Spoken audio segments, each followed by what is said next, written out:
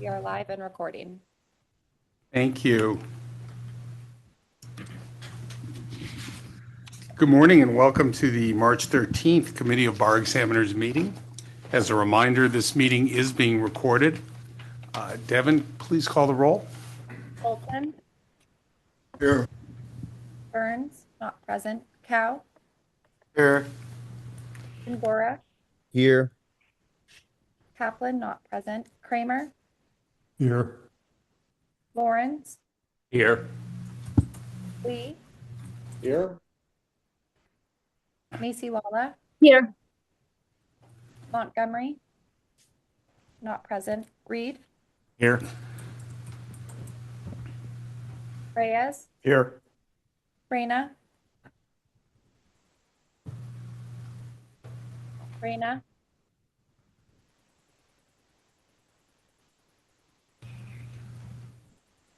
We see her. Sorry, I'm here. Wrong mute button. Thanks. Silva Guzman, Here. Smith, Here. Yokelson. Here. We have a quorum. Thank you. I am calling this meeting to order.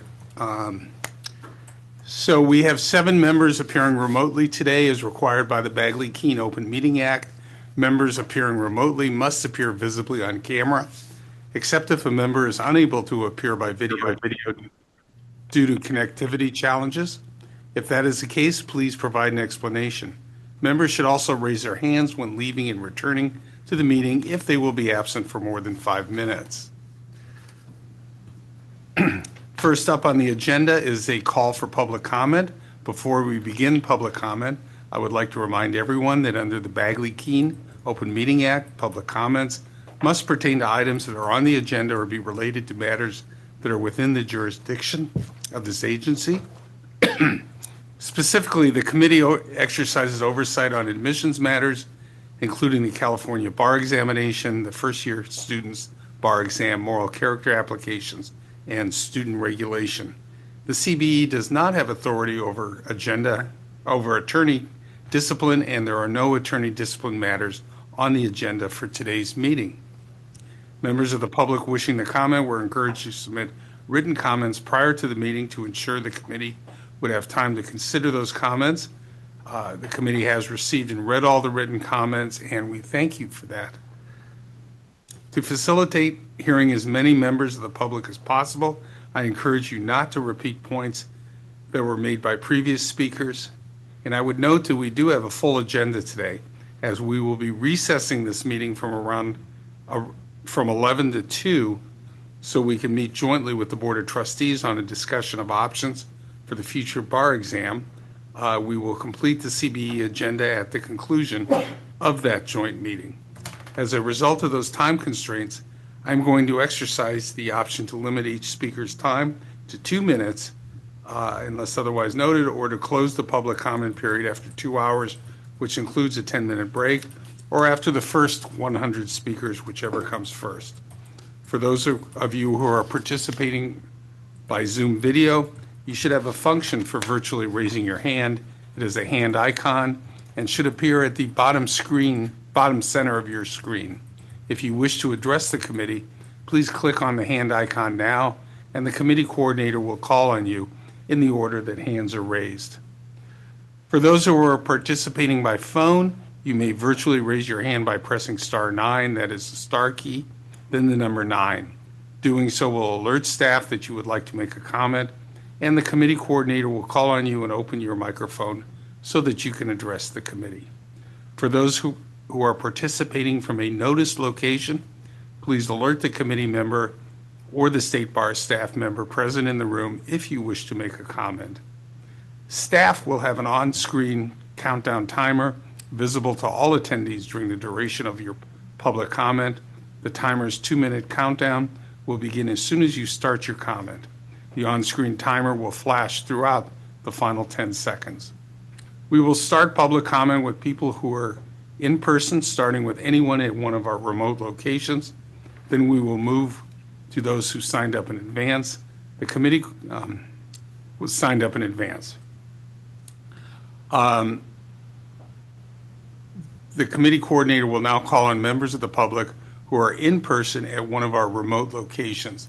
And I note that in Los Angeles office, there is nobody here. Justice Mesiwala, you have a member of the public present?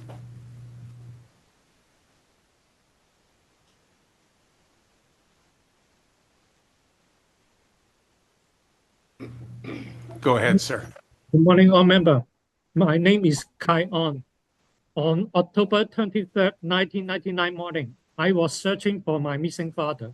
I drove my car to a scene, and a female local law enforcement officer showed me my father's wallet. She told me my father's body was removed from the scene and make up a story that it was a hit and run. It was just 2 hours from my father was killed.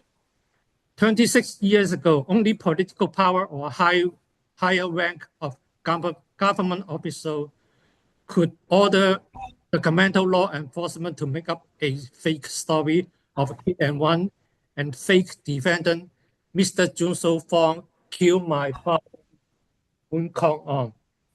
Why now political power once again stop Sacramento DA Mr. Tien Ho and Attorney General Mr. Robert Bronter to investigate DA case number 99F08735, 99F08735, and fake police report from police department. Political power even prevent Chief Justice, Judicial Council, State Bar of California, and UC Davis Law School to look into the case. California is lawless. How we can say California is a democratic state? All justice system and law enforcement system in California could not protect California citizen from social inequality. It destroys the reputation of California, and California government lost the trust of California citizens. All members, please work with other legal professions to uphold justice and stop political power to control the justice system. Thank you. Thank you for all your time. Thank you, sir. Is there anybody else at any of the other remote locations? We do not have any members of the public at the San Francisco office. All right. We will.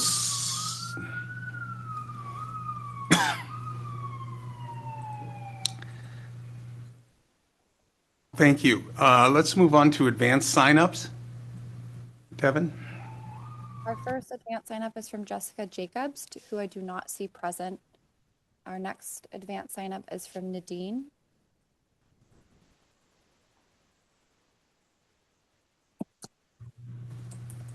Good afternoon. Good morning.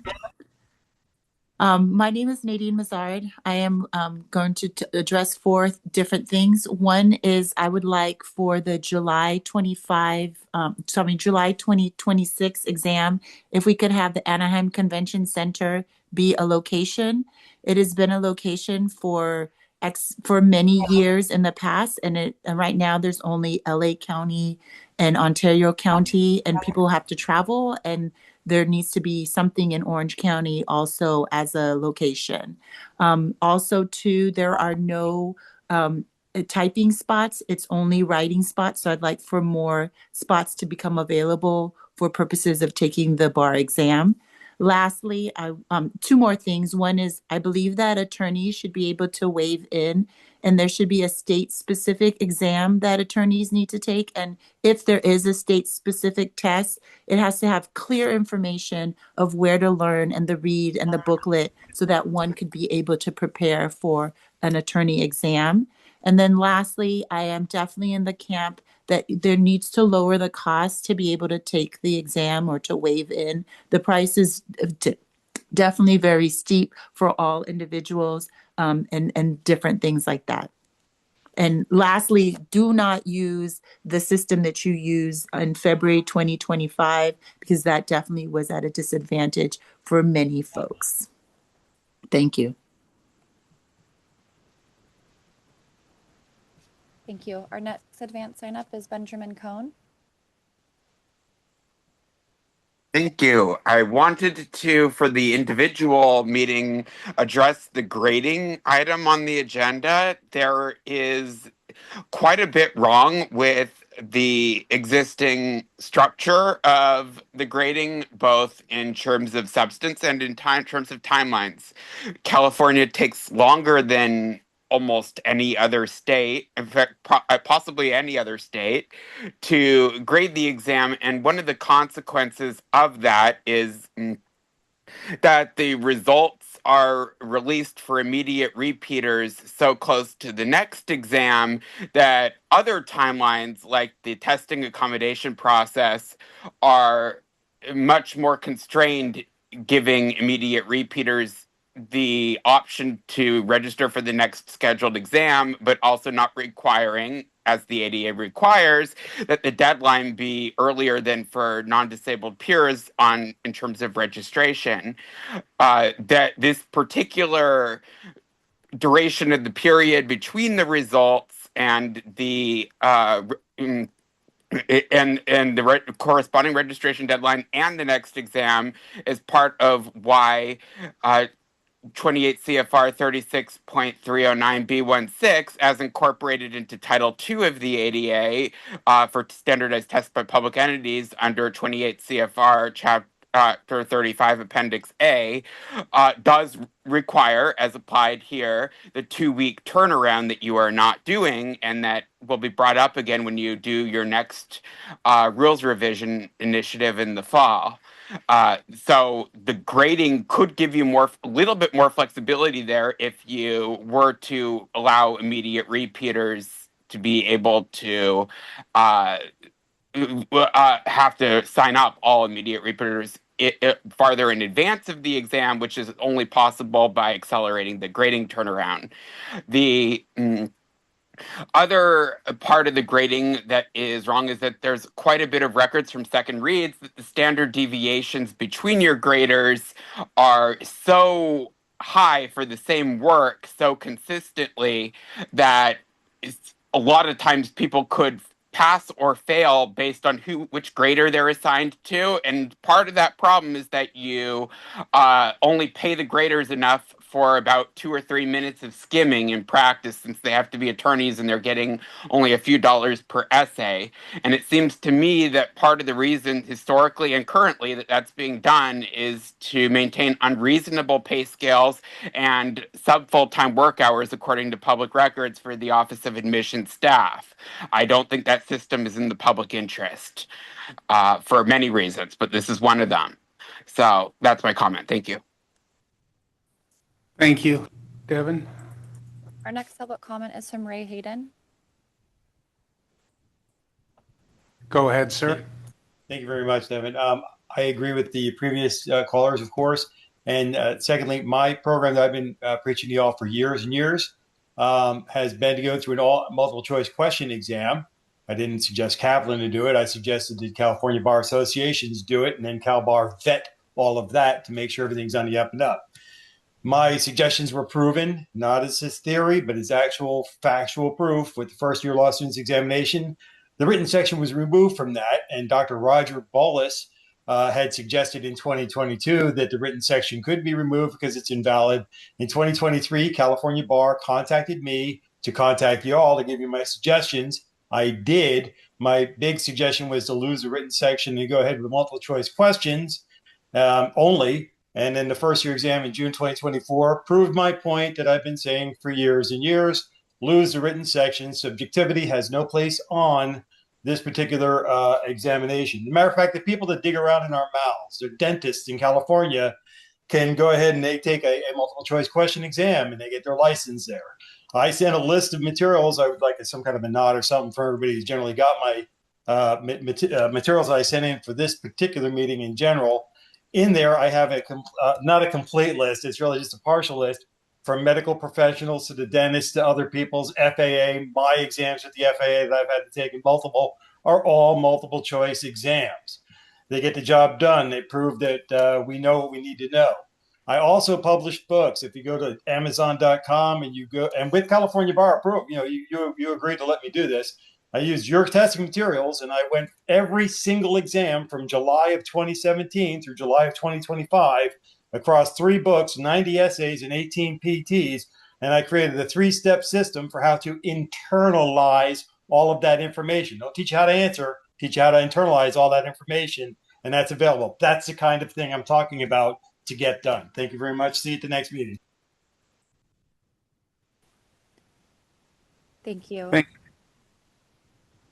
Our next public comment is from Carrie Shepard. Ms. Shepherd, you have the floor. Hello, this is Carrie. Thanks for taking my call or my comment here.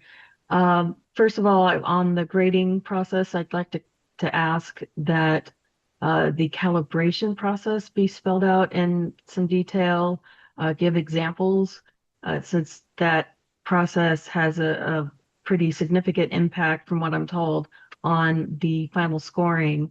And it is not very clear if the bridge exam, if it's moved to NCBE next gen, if the calibration process is still going to continue, considering that NCBE is going to be doing the grading. So that's on that particular item. And also, there has been, through all the meetings and the documents on this discussion on what to do for a bridge exam, what to do in the future, I have not seen it or heard a single discussion on what the attorney's exam is going to look like, what it will consist of, and so are we expected to take the entire bar exam if it moves to next gen?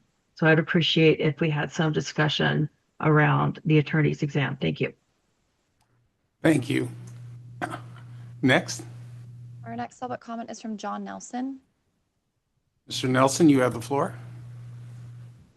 Thank you, committee members. I proposed a veteran occupational licensing streamline for accommodations. The current accommodations review process excludes recognition of veteran disability, and a 100% permanent and total disabled veteran rating has undergone a rigorous medical vetting process, which results in certification of life-changing disabilities. However, the current bar administration does not recognize this, and I'm proposing that the bar or committee at least review and adopt a policy that recognizes 100% permanent and total disabled veteran as eligible for accommodations up to 50%, a 50% and higher disabled veteran with a qualified professional certification from a treating VA physician as prima facie evidence for accommodations, and vocational rehabilitation under VRE Chapter 31. Veterans attending this are required to be 20% disabled, and I believe that adopting a policy that recognizes these disabilities in conjunction with a qualified professional certificate form signed by a treating VA physician and or their counselor if they're VRE should recognize as higher medical evidence than a note from a registrar, which is the current policy or previous test. Thank you for consideration. Thank you, sir. Next. We do not have any additional raised hands, and I would like to note that we do not have Jessica Jacobs in attendance, our first advance sign up. Okay, thank you. So let's move on. Let's also note member Larry Kaplan has joined us.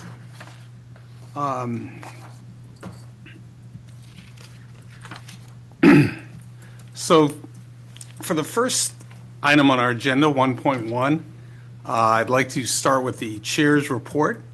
I'm going to update the committee on a few things that have happened since our last meeting in late January. First, in February, there seemed to be a lot of interest in our foreign legal consultant program.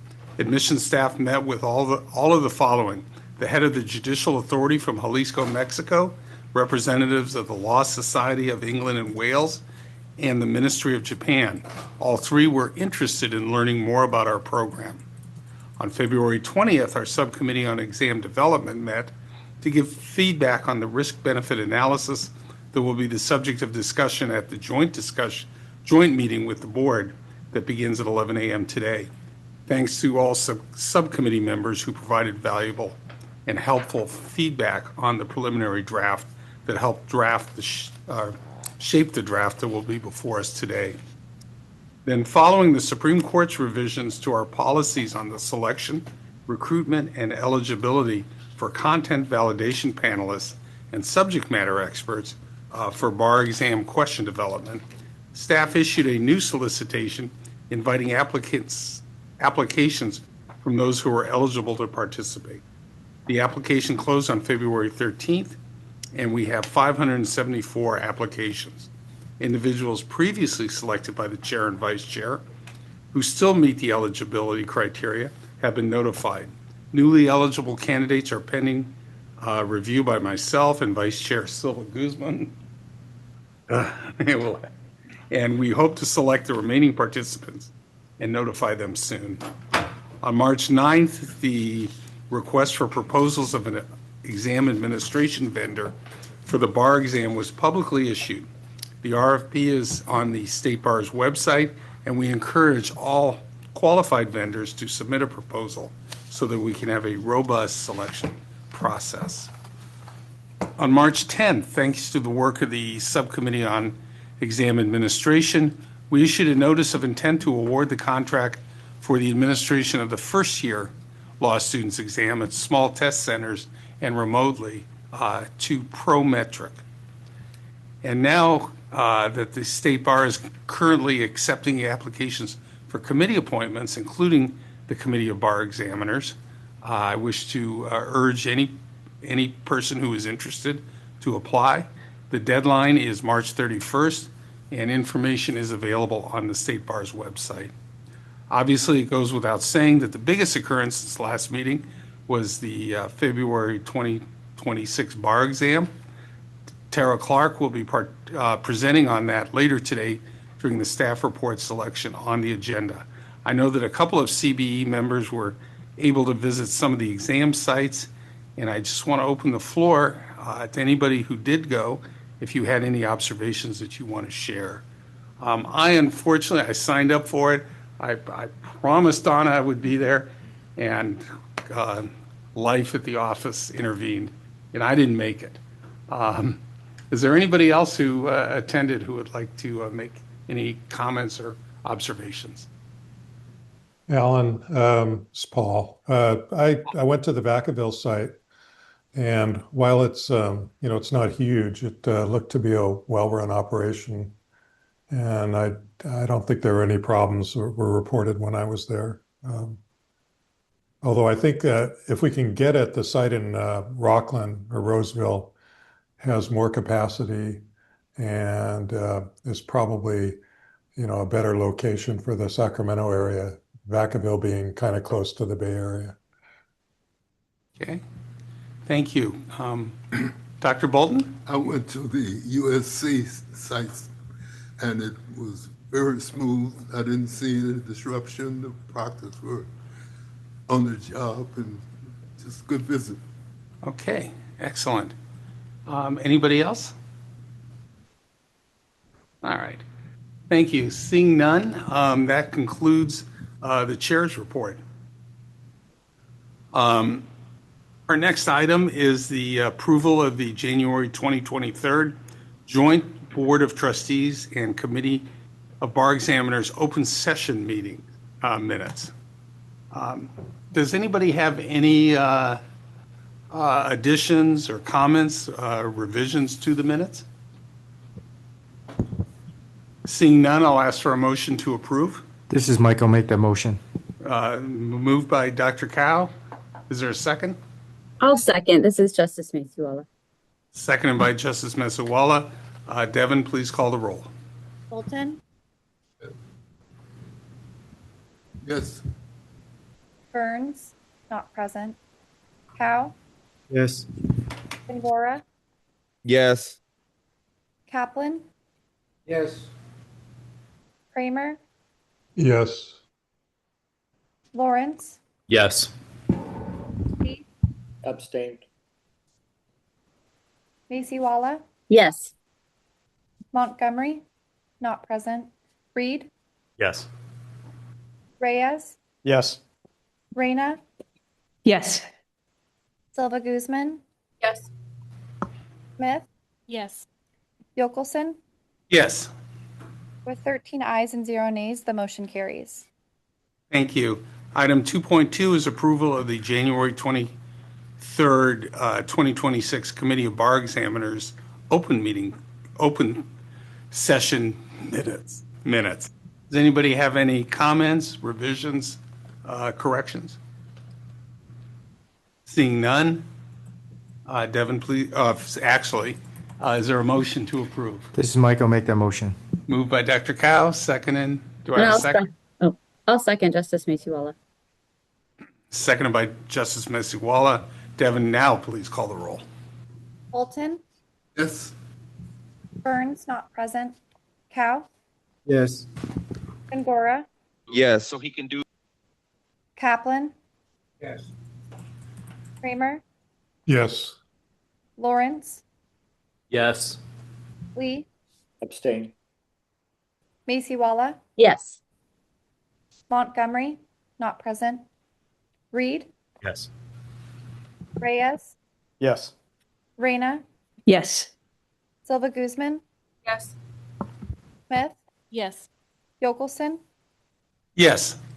With 13 ayes and 0 nays, the motion carries. Thank you. Next is the consent calendar, item 3.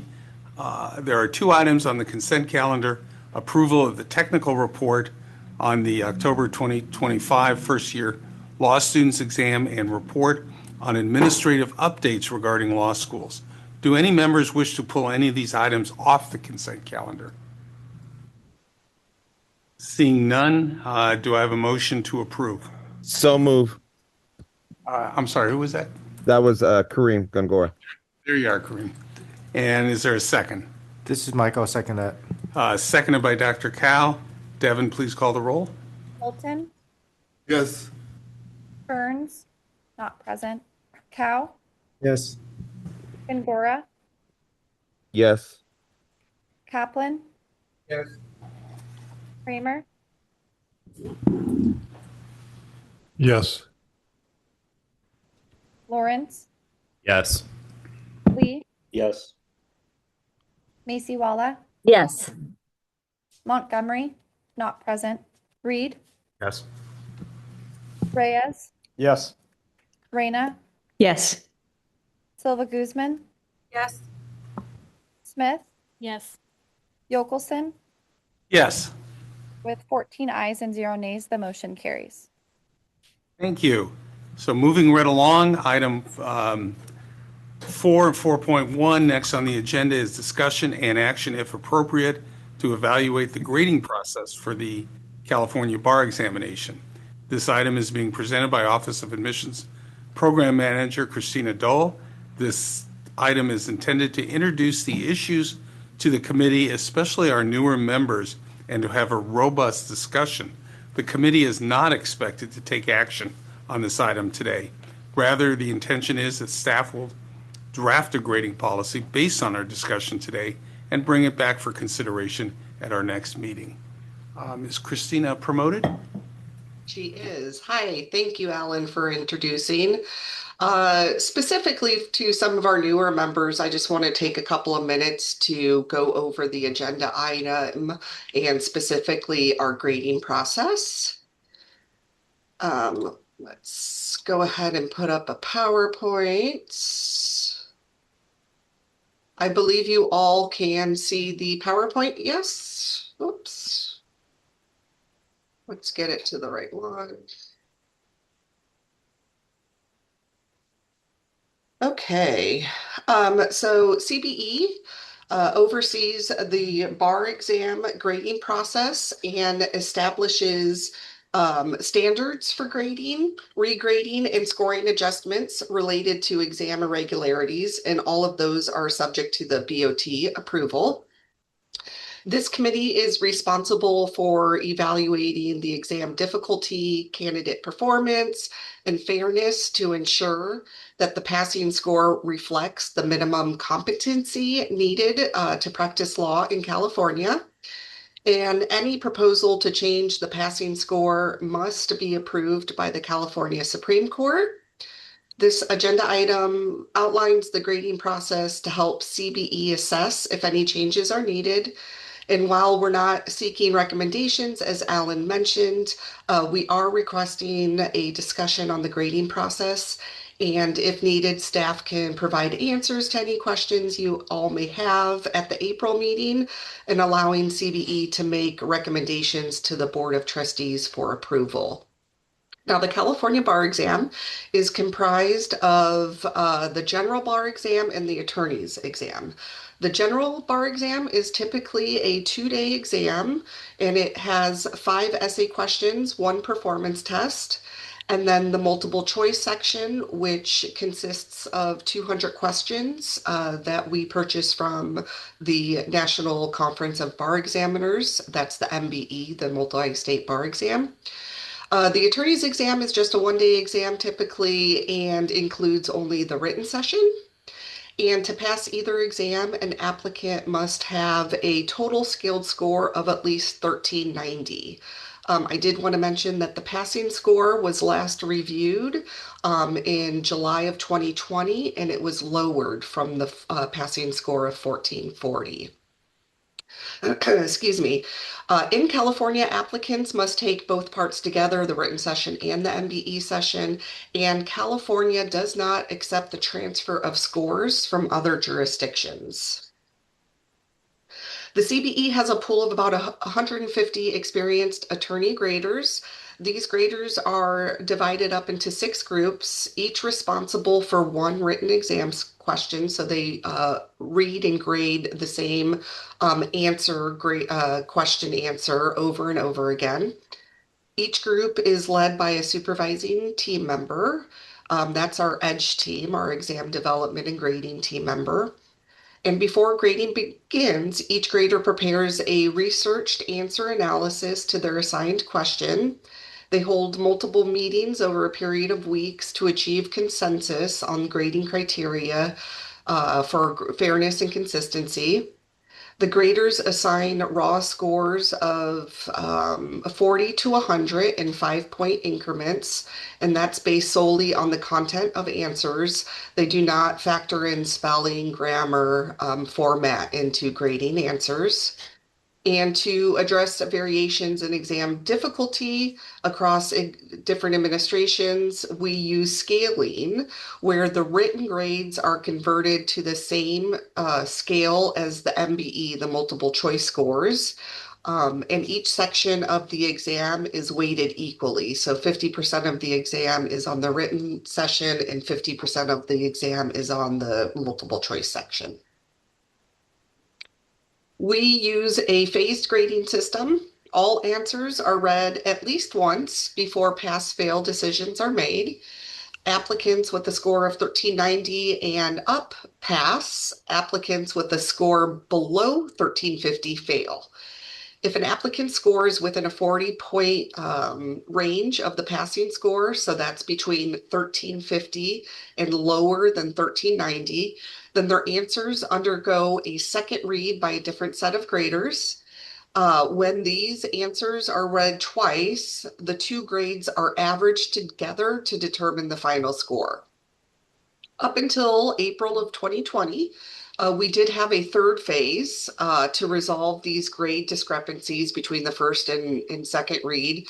Any grade discrepancy over 10 points would go to the supervising team member for them to give a resolution or an operant grade for calculating scores. This third phase was eliminated in 2020 after it showed it rarely changed pass-fail outcomes or improved exam reliability. I did also want to highlight and mention that following the February 2025 exam, the CBE did temporarily adjust the scoring process by using the higher of the two grades rather than averaging two grades when answers went to two reads. This did lead to an increased pass rate of about 4.2 percentage points. Rounding. So scores are not rounded in the first read. If you're close to the pass score in your first read, and again, that's within the 40 points, all of your answers are read a second time. However, scores at 1389.0001 or higher are rounded to 1390 in the second read, thus making it a passing score. This has been a long-standing practice to avoid failing applicants by 1 point. Excuse me, results are typically released in 9 weeks for the February exam, 14 weeks after the July exam is administered. As one of the public commenters mentioned, that timeline is longer than some of the other jurisdictions. And that really is because of the large number of applicants that sit for the California bar exam. In February, we get about 5,000 applicants. In July, we have about 9,000 applicants. And on top of the fact that the California bar exam uses a two-read grading process, that also takes additional time for those scores near the pass line to go through the second read. Results are posted online at 6 p.m. on Friday, and then a public pass list is available starting at 6 a.m. that Sunday. There is a recommendation to update that policy to release individual results earlier in the day rather than waiting until 6 p.m. and to make the public pass list available on Monday instead of over the weekends. Let's see, the CBE enforces grading sanctions for exam conduct violation. Applicants who do not make a good faith effort, such as submitting blank answers or writing irrelevant comments or content, or failing to upload their answers on time, may face penalties. For example, failing to upload your answers by noon the day after the exam concludes results in a 10-point sanction, and missing uploads beyond 2 weeks receive a 0 for that answer. Regarding the reconsideration of exam scores, the CBE policy limits review strictly to clerical errors, preventing an answer from going through the standard grading process. Applicants must submit requests within 2 weeks of the release of results, and challenges to grades or the grading processes are not considered. Historically, only a handful of applicants have qualified for reconsideration due to a clerical error, and most requests are denied because they challenge the judgment of the grader, the score they got, or the process rather than clerical mistakes. So that was a very brief overview of our grading process, and I would like to send it back to CBE to ask any questions or have a discussion. Christina, could you talk a little bit about the calibration process? One of our public commenters mentioned that, and for those of you who have not seen that, I urge particularly the new members to observe a calibration session. It's really an amazing process to make sure that everybody is on the same page, so to speak, when they grade exams. So could you talk about it a little bit? Yeah, we have a robust task that we ask all graders to do prior to the exam and the calibration process. So once the exam has been administered, we will send out the grading questions and ask each grader to come back with a fully researched, documented with citations answer. So that means everybody on the grading group, if there's 10 graders on the grading group, you are now have 10 fully researched answers.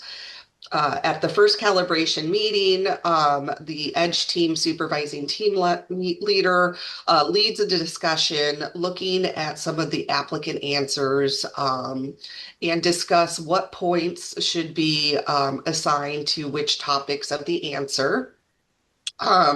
During that process, they also get a sampling of some of the applicant answers, and they go through a blind grading process where all of the grading groups silently read an applicant answer, use the consensus agreed upon point structure to assign points.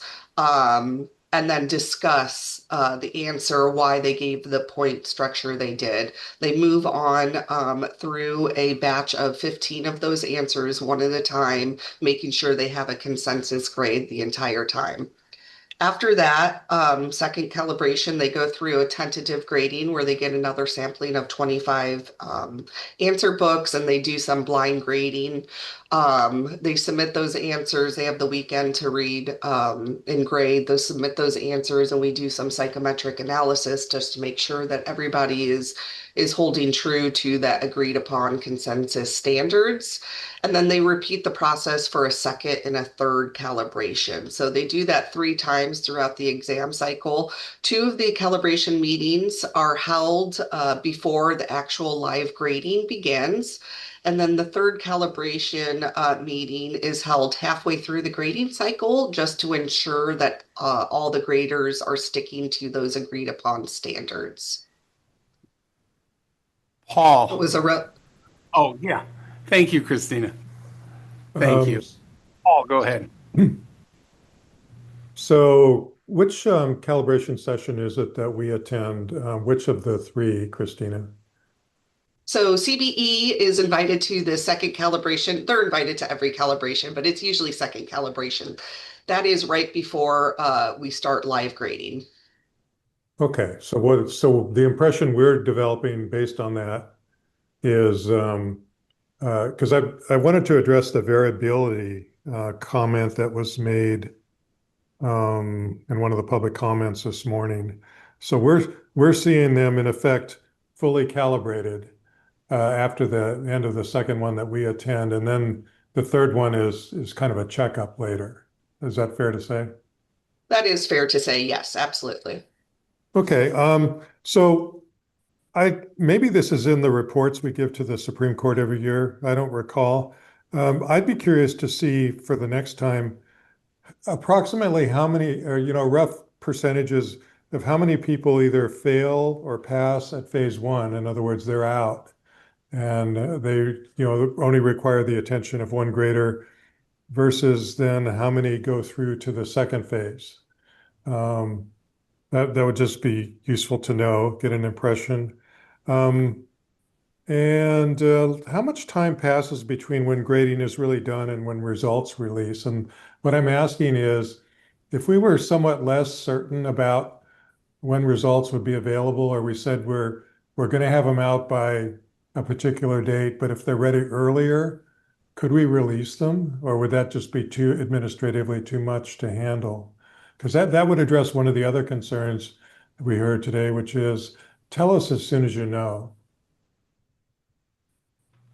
Yes, so that has been talked about previously, Paul, that there are occasions that up front we will say that the results are going to be released on May 1st, and we do end grading earlier, and then we have to stick to this date. So that would, I believe, be CBE's prerogative, whether they would allow a state bar to release earlier if we are ready.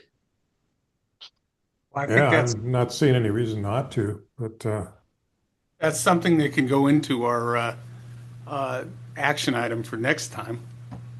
So maybe if we could get our psychometrician to talk about what the variability really is. So the public comment was suggesting, I guess, that there was some calculation of that, and hearing his perspective on that would be useful, I think, the next time. Great, thank you. I got both of those topics. Donna. Yeah, Christina, maybe you can also talk a little bit about any psychometric analysis that is going on while the grading is happening, right, of the results to ensure that that any outlier grading is identified, and also the plan to use validity papers going forward to also ensure consistency in the grading and the ability to identify if someone is sort of off calibration. Yeah, thank you. So real quick, again, we use grades from 40 to 100. You can also get a 0 as well, but 40 to 100, that's about 11 data points, a difference of 11 points that a book can fall into. So it is normal or expected to see grade point differences between first and second read, 5-point differences, 10-point differences. In order to ensure that our graders are grading consistently to each other, we do run real-time grader analysis. We run that about every 150, 200 answer files that are graded. So we run it about 4 times each grading cycle. And that is just a psychometric analysis. Comparatively, each grader is reviewed of how they're grading answer files compared to the MBE scores, the associated MBE scores. And there's a comparison run where the grader is compared to the rest of the graders in that particular group to make sure they're not grading too hard or too low. If there is some sort of anomaly that we find, the supervising edge team member will go ahead and recalibrate that grader just to make sure that they're adhering to those standards. Donna also mentioned validity papers. Validity papers is a new concept to the California bar exam. It's something that we are exploring where we take actually grade papers that we have graded previously through a calibration process where everyone gave the same score of, let's say, 60, and re-embedding those into the grading process to make sure that when you receive that book again, that everyone is giving the same consensus score and that someone hasn't necessarily gone off track and started giving scores that aren't already calibrated. And let me also add, Paul, your question triggered for me. So Christina included in the staff report today some data. We had run some simulations with regard to first read, second read, the rounding issues, and things that we thought potentially would be of interest to the Committee of Bar Examiners. And so that is interlaced within Christina's report. We expected that, potentially today you might ask for other data that we would then gather before the next meeting as a part of your determination of what the future grading policy might be. But we do actually have today some answers to some of the questions that you just asked, Paul, and so I do want to just point those out. So the analysis that I have in front of me, unfortunately, currently mixes February and July exams, but just eyeballing it on a July exam, typically a little over 50%, 51 to 59% of people who pass after the first read. In February, that tends to be more in the low to mid 30% range, passing after the first read. And then again, sort of looking at the second read. So how many people currently pass, or what's the percentage of people who currently pass after the second read, not having passed at the first read? An average of 19% looking at February and July exams over the past 10 or 11 administrations. An average of 19% of the test takers who go to a second read pass the second read. And so we can make sure to provide you clear tables with that information at the next meeting. But I just wanted to give you a sense of the answers to those questions. I'd like to talk about the question of the first and second read. Currently, with the exception of the February 2025 exam, the scores are averaged. Is that correct after the first and second reads? Is correct. In February, we made an exception, and I'd like to get the sense of the committee about going to that exception in the future. In other words, if the second score is higher, to just take the second score. Christina, what do you think about that? And then I'd like to hear from committee members.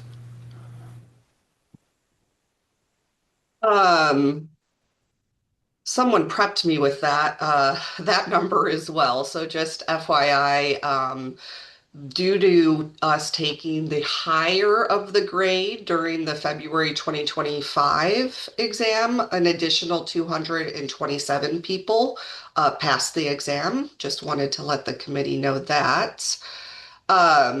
We have talked about best of, taking the best of grade. And Alan, I think you had even mentioned perhaps over the two reads taking the during second read not being able to give a lower grade than the first read as well. So not necessarily taking a higher of, but when the answer file went to second read, not necessarily giving a lower than what has already given. Yeah, that's always concerned me too. You go to the second read, you end up with a lower score. Alan? Yeah, go ahead. Yeah, I would want to hear from our psychometrician about this. I vaguely recall he may have had some concerns, but I'm also inclined not to take the higher. If the point of going to a second read is to have two heads looking at the item, we should be averaging their results. I think somebody made the argument when we were considering that as long as one person thinks that this was good enough, they should be let in. But to me, that seems to be too generous. And the mistake may be on the part of the person who graded low, or it may be on the part of the second person who grades too high. We just don't know. And that's where averaging, I think, is the best way to deal with that. Got it. Justice Mesiwala? Yeah, what I find interesting about this discussion is, since I've joined the CEB, I've always heard so much talk about the faith that we put in our graders and our calibration system. And I was frankly surprised to hear that based on the February, and I remember the data, so I'm not surprised today, but I was just surprised to hear first when taking the higher of the two grades in February resulted in the passing of an additional 227 people. And so what I would say is, if we have so much faith in our graders, why wouldn't we then say, if one of our graders has graded the written part of the test to be of a certain nature that it would cause somebody to pass, why wouldn't we put that faith in then passing that applicant? So I am in favor of taking the highest grade because we have put so much faith in our graders and we have a lot of training for them. And I think because of that, if one of those graders results in a pass, then the applicant should pass. Thank you. Thank you. Judge Reyna. Yeah, I guess my question or thought would be, it would all depend on the calibration. Like those two graders who are doing the second reads, or the second read grader is calibrating correctly. I would assume that they are. And I'm kind of interested in the validity papers as well. It's kind of a separate question on how long we've been doing that, and if those are are coming up true. But I agree with Justice Mesiwala that if we're going to put faith, then yeah, I would tend to say, well, just given the highest grade. But I think it also would depend on as long as the calibration is turning out true and that second reader is on board with calibration correctly, or both graders really, if we're taking a look at that to see if there's any issue with those particular graders. That's what I would just be concerned with in that analysis. Okay. Michael Lee. Just have more of a question, and I don't know if we have the data on this, but do we know on average between the first read and the second grade about on average how much the divergence is? Because similar to the prior questions of is the candidate relatively close between the first and second read, or are they on average very far apart? I think that would go into the analysis of that. Okay. Ashley. Oh, is there a hand up? Yeah, I was thinking, is that a question we can answer? Yeah, so Christina, correct me. I do not believe that we currently have in front of us in the data we ran the answer to that question, but that's exactly the type of input that we're looking for today, is that data would be helpful as you ultimately develop a policy. And so, Christina, unless my memory of what we have access to today is wrong, then we'll put that on the list of data to get between now and the next meeting. That is correct. We do not have that, but we can get that information. Ashley. Yeah, I think that the points raised have helped. I would like to hear from the psychometrician. I'm on the side of taking the higher of the two scores right now, but obviously I think that talking to or hearing from the psychometrician about what the long-term effects of that would look like would also be more important in making kind of a final decision. Okay. Dr. Cowell. First, I want to say that I'm in support of what Alan's discussion and Justice Mesiwala and Judge Reyna's points are as well. I just have a procedural question. So if this policy in the future gets adopted from the CBE, does that then go up to the court and then the court will decide if they want to take that direction, or do we have that within our discretion as the CBE to create this new policy? It's my understanding, and Donna's going to correct me in a second, it does not need to go to the court, but it needs to go to the Board of Trustees. Yeah, I believe that is correct. The Rule 9.6 requires the Board of Trustees, the CBE, to adopt develop, maintain, and publish a grading policy that is subject to review by the Board of Trustees. And in our communications with the court, after the February exam, with the various scoring adjustments that the committee had recommended, the court did not believe that let me rephrase that. The court believed that the committee had it within its power at that time to change the second read from average to best of. And so that particular recommendation did not go to the court because they believed that that was within the CBE's recommendation. So ultimately, the court obviously has ultimate responsibility for the pass score, and anything about the pass score, if you wanted to change it from 1390, absolutely needs to be approved by the court. But these things that we are talking about today have not historically been approved by the court, and there's nothing that would suggest that they need to. Any other thoughts on this subject? All right, thank you. So on this particular point, Christina, for the next meeting, if we can get that additional data and we can tee up a discussion on the taking the higher score or taking the average. And I'll just comment that Paul's comments also made a lot of sense to me. So we'll see what we come up with. Another point I have concern with, and Christina, I think you were probably tipped off on this. On the first read, if you're within a fraction of a point, it goes to second read. But after the second read, if you're within a fraction of a point, you pass. Is there a basis for that? Should we consider that or reconsider that process? So that is true. It has been longstanding, built into our system that after second read, if you scored within 1 point of the pass score, so currently that would be 1389.001, that we rounded to 1390 and gave you a passing score.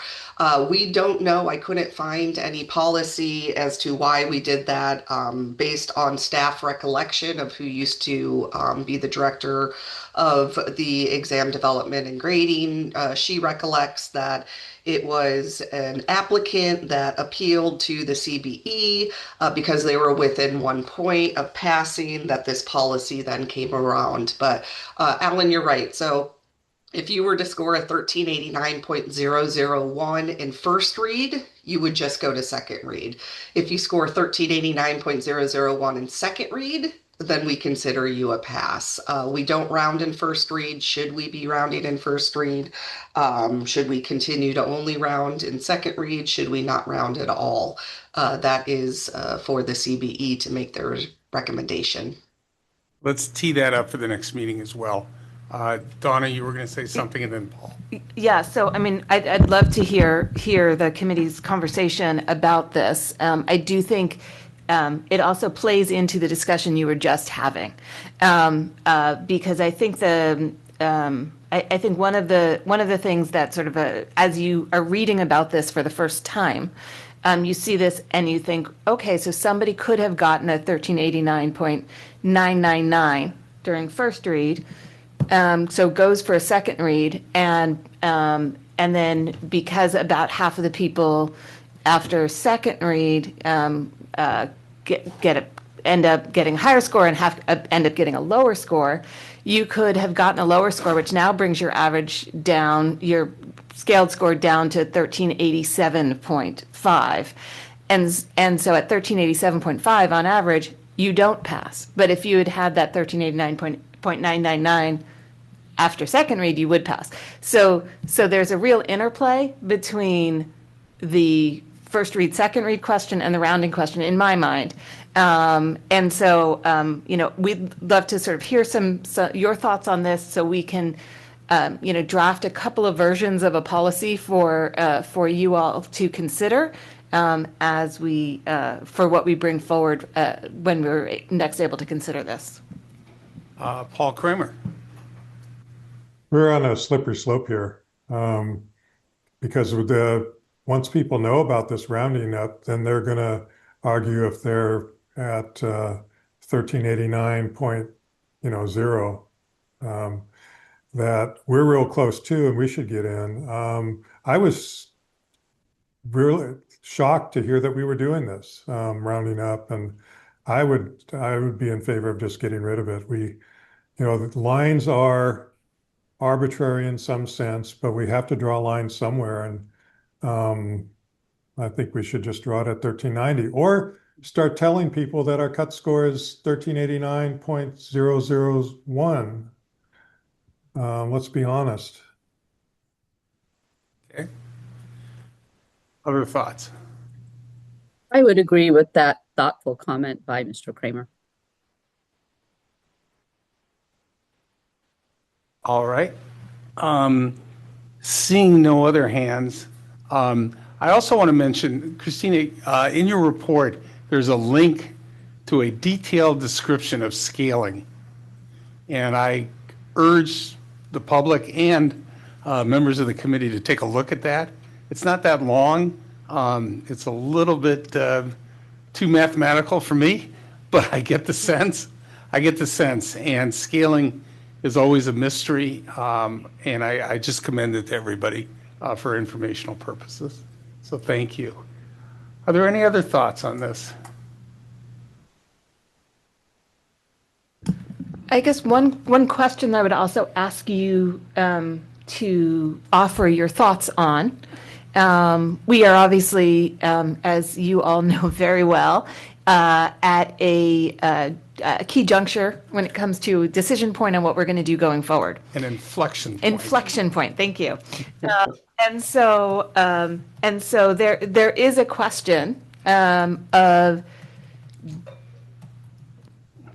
do you want to make proposed changes to the grading policy and the way things have been done now, when the conclusion could be that we are switching to a different exam come July 2028. There will be a new cut score at that point. That will be an opportunity, obviously, when you'd want to set whatever grading policies are appropriate. Do you want to sort of not do it if you're switching to a new exam? Do you want to wait until you know if you're switching to a new exam, or do you want to just make changes now to what has been the current what the approach is currently? So just a discussion point.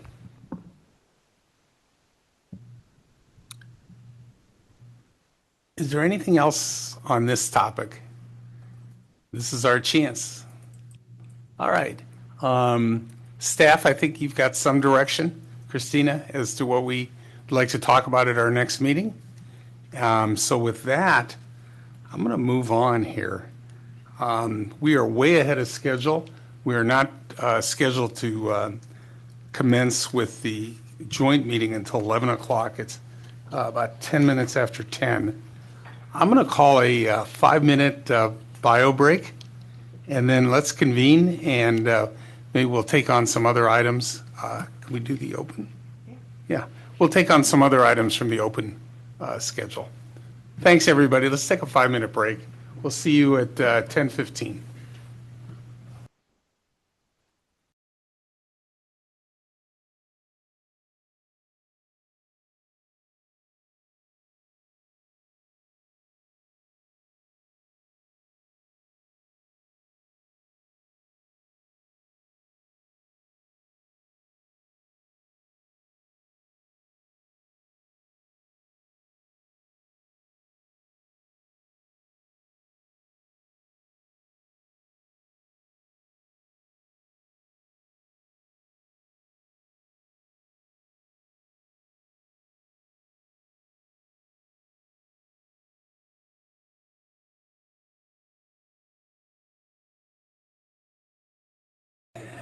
You there? Hi, Alan. Yes, we're back.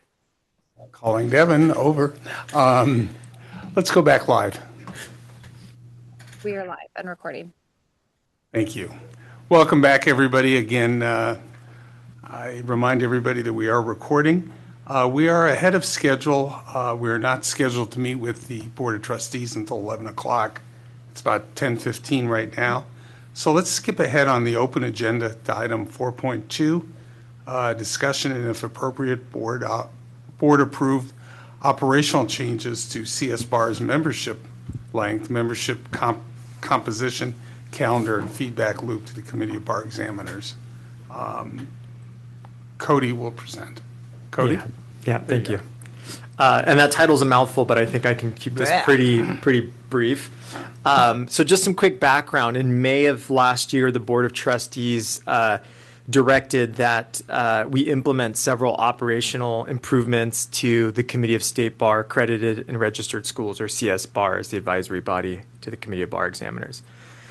These recommendations, or these directives, came from the board following its 5-year sub-entity review, and through that process, the board executive team surveyed members of CSBARS, surveyed State Bar staff, and other relevant stakeholders to bring together feedback that ultimately informed those directives.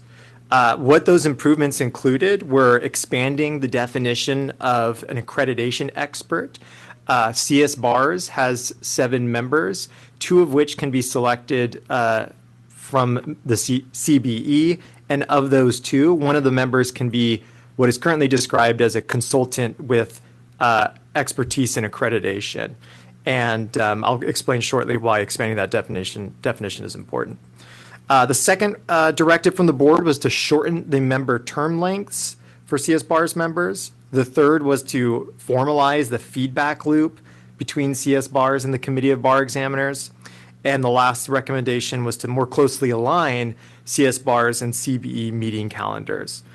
With those last 2 points being, the purpose being to kind of improve and make more consistent the level of feedback, and the type of feedback that CSBARS can send to CBE. So we met with CSBARS in both December 2025 and January 2026 to discuss these recommendations or these directives from the board, and CSBARS gave their recommendations for how to implement these directives.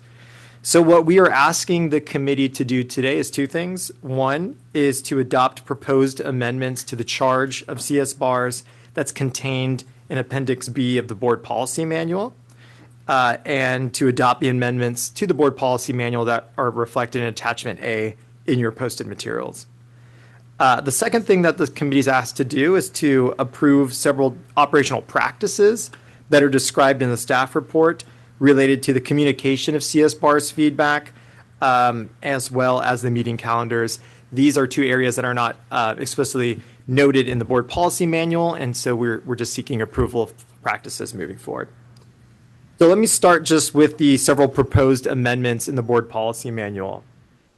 First, we are proposing broadening the definition of accreditation expert in response to the board's directive to include individuals in a number of areas. And the proposed amendments provide a number of examples. I'm just going to briefly touch on them. This would include individuals with background in accreditation compliance and institutional operations, administration or evaluation of programs serving first-generation students, curriculum design, academic affairs, government agencies, commissions, or boards with responsibilities related to education or accreditation, private entities responsible for accreditation or institutional oversight, research, policy, or nonprofit professionals who work involves accreditation policies and practices, and prior service as a state bar consultant on law school inspection teams.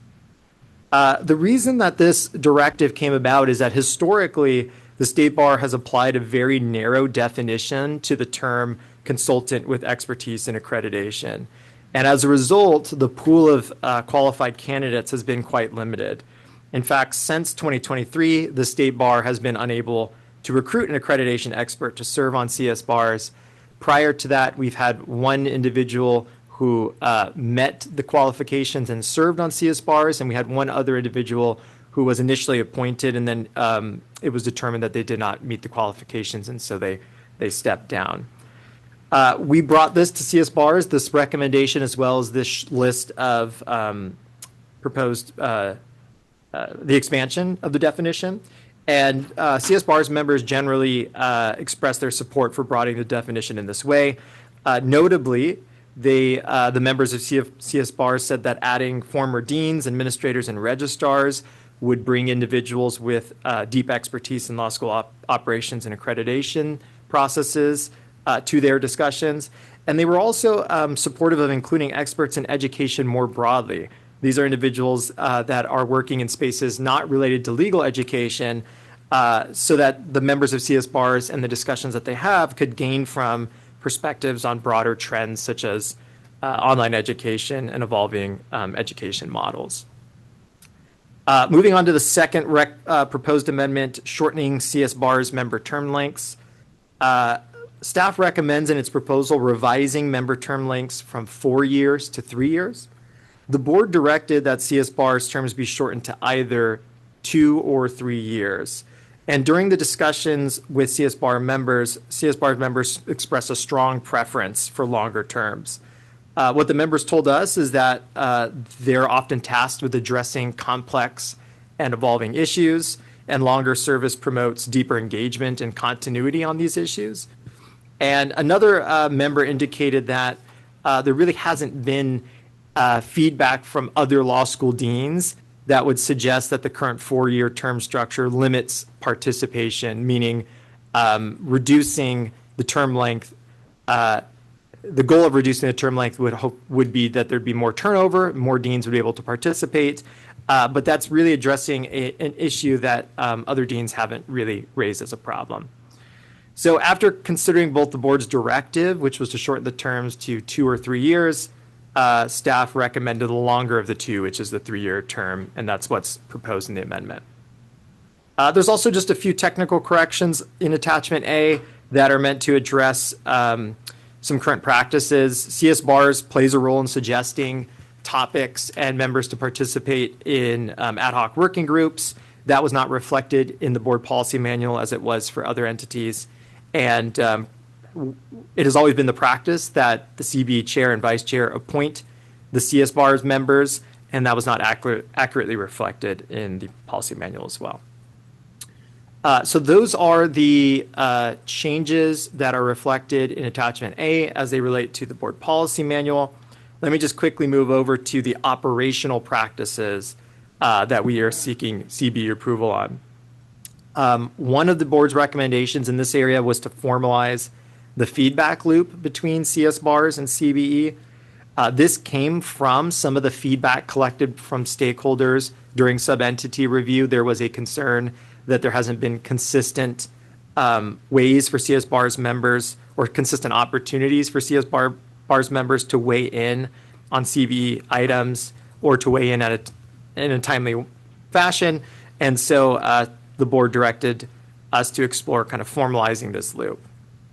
However, for the 2026 term, for the first time ever, CSBARS developed a work plan that is in lockstep with the CBE's work plan and identifies items on the CBE work plan that CSBARS will discuss and when it's expected that they will discuss them.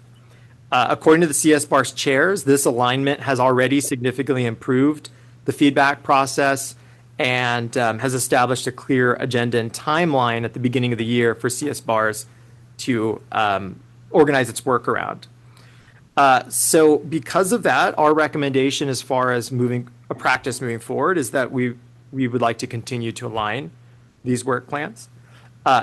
In light of the concerns raised during the sub-entity review and to also be responsive to those concerns, we'd also like to establish a practice moving forward in which the CSBARS members or chairs have an opportunity at least 2 of the 7 CBE meetings to provide an oral report.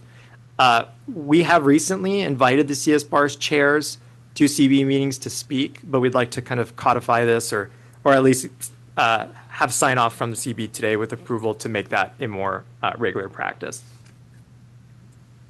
And just a few more practices, or the last one, aligning the CSBARS and CBE meeting calendars. Historically, CSBARS meetings have been scheduled shortly before the CBE meetings. The chairs of CSBARS, who have typically approved the CSBARS calendar, have preferred that approach because it allows them to provide feedback on CBE agenda items and materials that are already posted. So, for example, we had a meeting of CSBARS this past Wednesday. The challenge has been, though, that when we get feedback from CSBARS, we're not able to incorporate that information or that feedback into the written and published materials. That was the concern that the board was responding to when it directed us to align the calendars to support that feedback loop.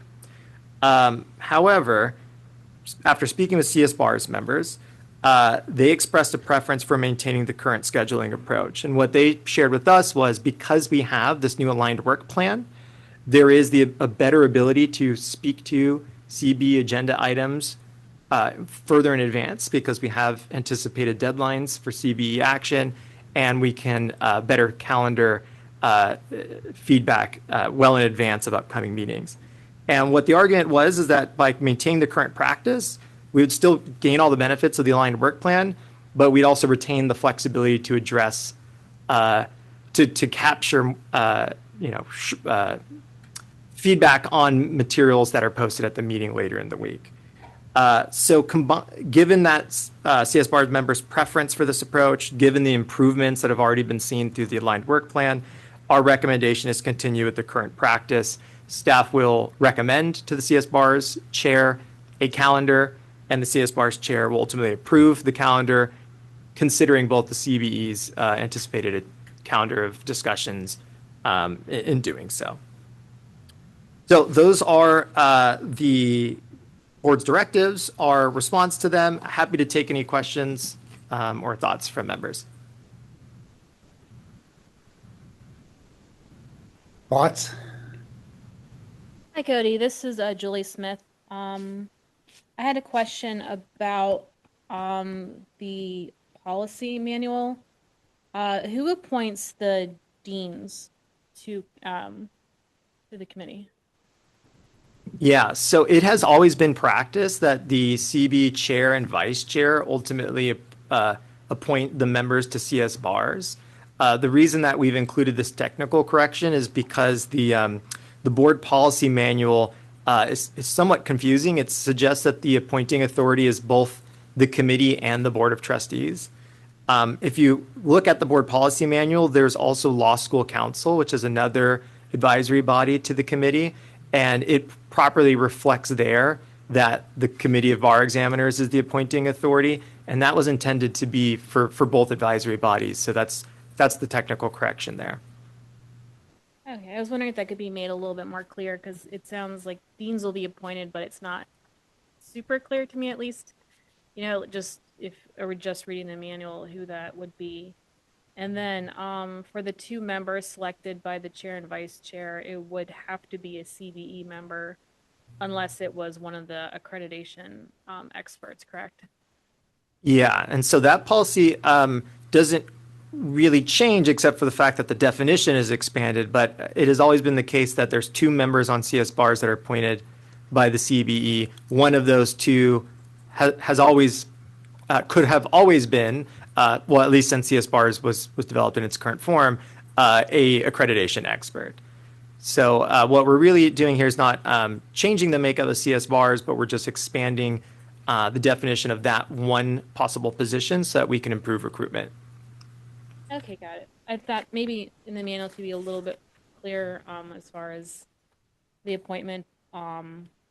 That's my comment, but I agree with expanding the accreditation definition. I think that'll bring, you know, a lot more expertise in and an outside opinion that could help.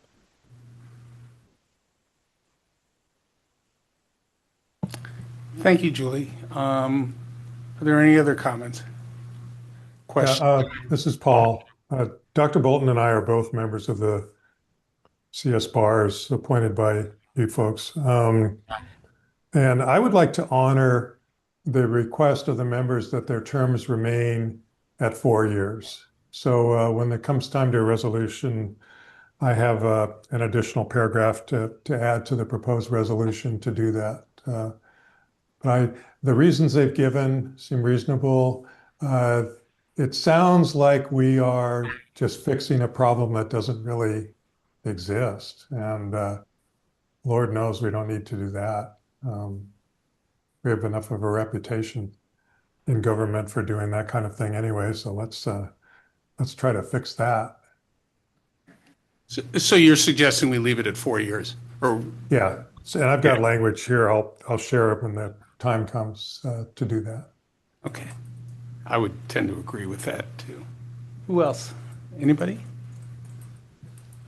All right, Cody, how do you want to go forward with I'm happy to put up the original resolution, and I do, I think, have Paul's proposed language as well, and we can discuss this.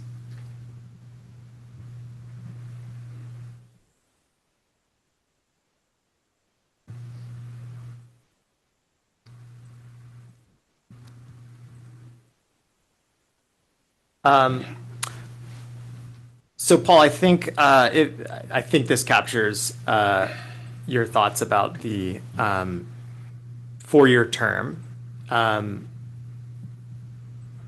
Yes, yeah, that's what I wrote the other day.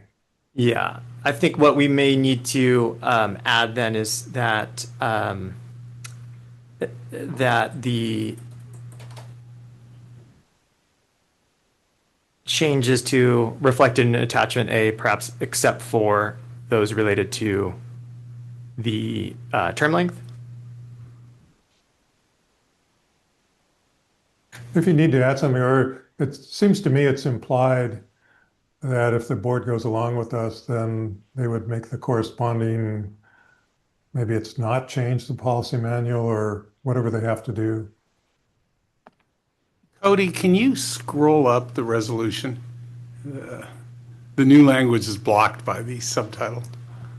Yeah, and I'll read it as well. So it's further resolved that although the Board of Trustees requested that the Committee of Bar Examiners recommend a reduction in CSBARS member terms from the current 4 years to either 2 or 3 years, The committee, based upon and in concurrence with the advice of CSBARS members described in the staff report, recommends that the terms remain at 4 years. Should the trustees disagree, 3 years is the next best choice. Okay. All right. So is there any further discussion? Do we need to take separate votes on this, Cody, for each resolution? No, for this is a single resolution. Okay. Yep. Just a quick wordsmith in the one that was just added. I think it is more accurate to say that although the Board of Trustees directed, as opposed to requested. Yep. Thank you for that. Okay. All right. Do I have a motion? I'll make that motion. Paul? Paul Kramer moves. Is there a second? Jen Bolton, second. Dr. Bolton seconds. Devin, please call the roll. Bolton, Yes. Burns, not present. Cow, Yes. Angora, not present. Kaplan, Yes. Kramer, Yes. Lawrence, Yes.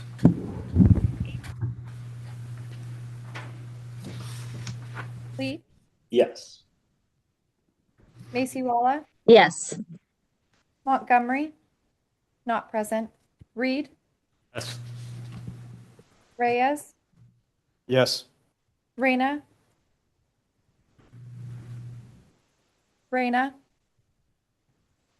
You're muted. Sorry. Yes. Silva Guzman, Yes. Smith, Yes. Yokelson. Yes. With 13 ayes and 0 nays, the motion carries. Thank you.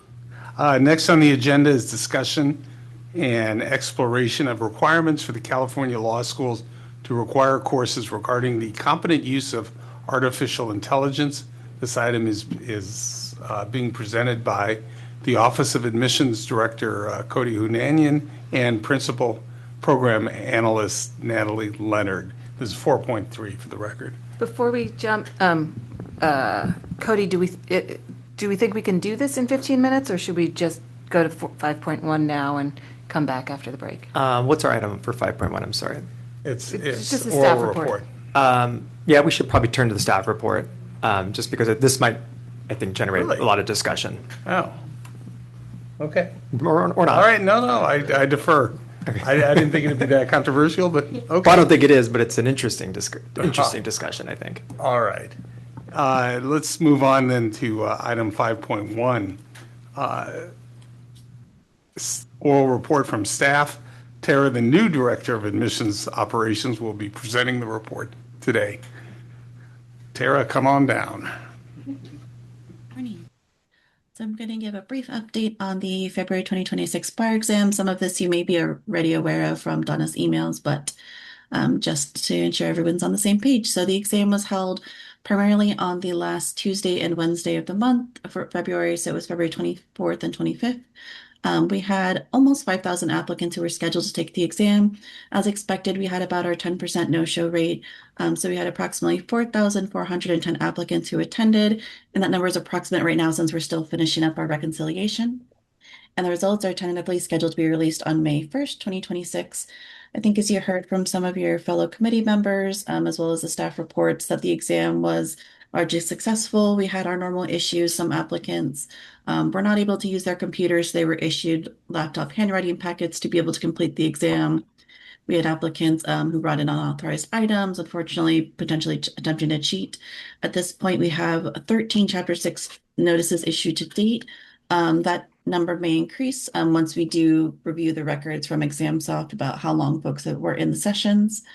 And I think, as you may be aware from Donna's email as well, that Ontario, the largest site we have, Ontario actually housed 3 exam sites. We had our large site, the small one, then our testing accommodation. So for that large site, they did start between 26 to 50 minutes late each day, and that was primarily due to proctor issues and then limiting the entry through one door through the facility. So we are using them again for July. So we're already in communication with them to ensure that doesn't happen again. Again, that is normally our largest site. And see, and I have a brief update on July as well. And so the application opened on March 1st. As of March 11, we had 4,644 applications. I'm going to compare it to July of 2024 since our last July was a little bit different. So this is much higher than 2 years ago. So the same time frame, we had 3,125. And then, as you may recall, this is the last exam for applicants from the February 2025 bar exam who have the fee waiver to use it. So far, as of March 11th, 178 of those applicants had applied with the waiver. There's currently 1,060 outstanding. So we'll see how many of those folks end up applying for this exam. I did want to call out, we are using the grounds in Roseville for July, Paul. We were just unable to get it for February. And then I know one of our public commenters mentioned the Anaheim Convention Center. We do obtain that location when possible. However, it's not always available. It is a pretty popular site. And there are still seats available in our Ontario location for laptop users. And lastly, this application will close on June 1st. Let's see. And then, so here again are the test centers we have for this site or for this test. The last two that we are finalizing are the Weston LAX for testing accommodations. We used them for February, and so it went well. That was our first time using that site. So we're planning to use them again, as well as Weston St. Francis, San Francisco. This would be another new site for us. We're going to do a site visit next week. Hoping that it goes well, we're going to be seeking approval from the board at their next meeting. They're going to be hosting one for us between the next scheduled one so we can get these contracts approved. And then otherwise our test centers are all set to go for the July exam. And I know that was very quick. Are there any questions? What were some of the issues with proctors? So we generally have proctors who unfortunately don't show up at the test site, even though they told us they will. We have late cancellation. So we are looking into the number of those for this exam and how it compared to prior exams. We thought going into it that we were in a good place. We were only planning to have 75 temporary proctors from Robert Half. We ended up having to increase that number the week before and the days of the exam based on the no-show rate. So once we get more information, we can bring that back to the committee. What's the capacity of the Galen Center? It's 400 applicants.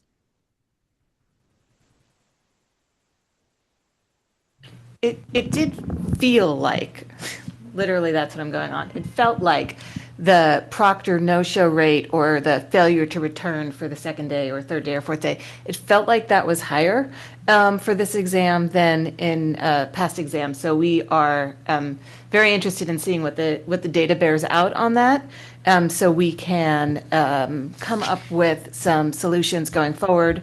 We have already been talking about different ways to enhance our proctor pool. We've got some really great suggestions that we are working out, and we will update you going forward. But that is something that we are going to continue to focus on, because the switch, first of all, if we have assigned proctors to on day one, they've worked there, they've been proctoring on day one, and then they don't come back on day two, that's problematic, right? They are responsible, if you will, for some number of applicants. And to have to change out the proctor, especially if you're like in a one-on-one situation, that is really unfair. This is why we book a sort of inordinately high a percentage of floaters, so that if somebody doesn't show, we're able to cover it. I'd rather not be in a position to have to pay these floaters to be there for this just in case purpose, and I'd like to sort of do what we can to improve that rate. Again, it feels like it was heavier this time. It may not have been. It may have just been the site I was at. So that's something that we are going to continue to look at and continue to try and improve our proctors. We're also looking at different approaches for how we select the proctors who serve the important quality check function that happens in our workrooms, making sure that we're giving out the right exams, that we're collecting the right exams, that everything that's been handed out has been collected.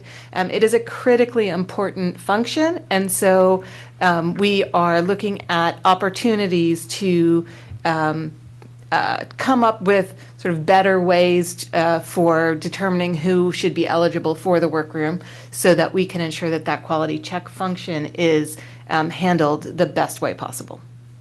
Donna, not to get into the weeds, but like, and I imagine you collect feedback on why they're not coming back.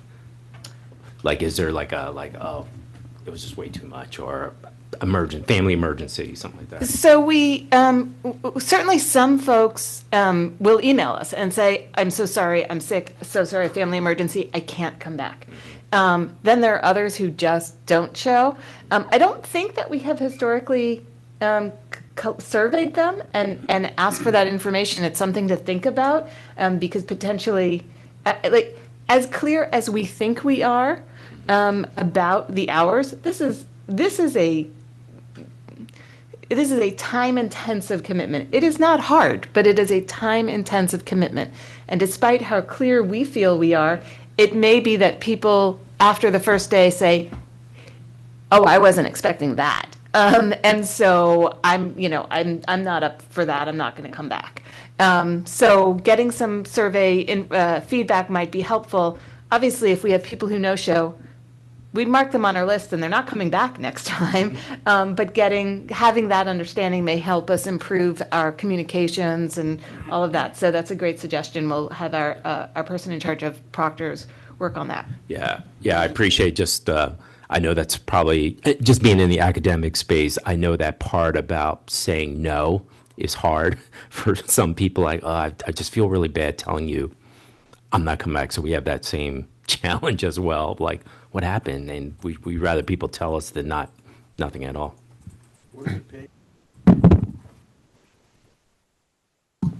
Tara, what does it pay?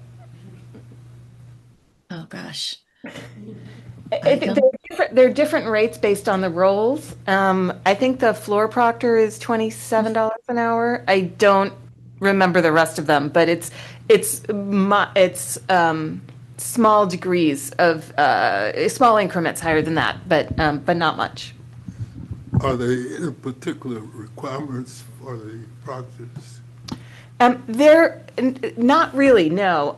One of the things that we are looking at now is we have in California historically had a no attorney proctor requirement or rule, and none of us can actually identify where that came from. We checked with the National Conference of Bar Examiners to see if that was their requirement, since we are testing the MBE, and they said no. And so that's something that we are excited to a group that we're excited to tap into for a coming exam. Maybe, I mean, obviously opening it to every lawyer, but maybe doing a focused campaign to people who have been admitted within the past 5 years. So somewhat recently have taken a bar exam, understand the importance and the impact, and thinking about maybe these are some of the folks who would be really good in our quality check roles in our workroom. So this is something that we're looking at. But otherwise, the requirements are fairly minimal in terms of eligibility requirements. As I said, it's a significant time commitment. I'm sorry, Tara. Maybe we're not paid. Sorry, if I could add, so the floor proctor is actually 25, and then it goes up to just a little above 31, so 31.25 for our lead positions. And so generally, it's having a high school diploma or GED. They have to be over 18.